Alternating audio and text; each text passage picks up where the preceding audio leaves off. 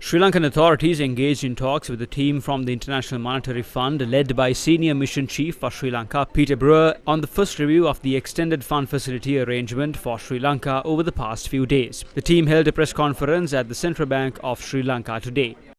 Connected to that is the question on the second tranche.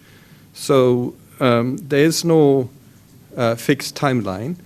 As I mentioned, we need two important things to be satisfied. We need to have reached agreement on a set of policies and reforms that will allow us to go forward with the understanding that the objectives of the program can be reached. So now we've discovered there was a little bit of a shortfall in one area during this year, so we're looking to try and find ways to address that shortfall and compensate for it.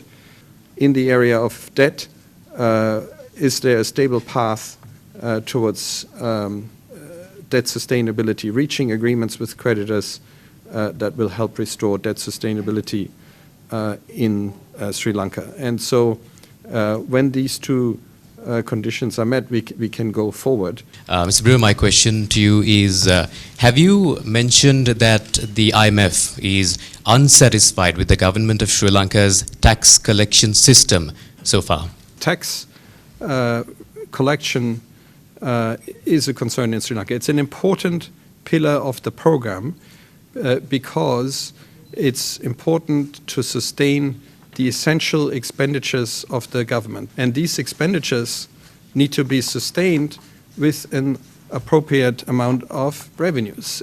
In Sri Lanka, there's a big gap between these two. Expenditures are of the order of 19% or so of GDP. Revenue is in the order of 9% of GDP or so. And that gap needs to be filled. To accomplish that objective, it's important to have appropriate tax policies and tax administration systems in place that support this effort. He also responded to a journalist's question on whether the entire deal could be renegotiated once again. In principle, that's possible. It's of course a big undertaking, and indeed we would want to be sure that the objectives of the program can still be achieved. But it does happen that there are little changes to the program. With that, do you think that we can expect tax reforms in the very near future?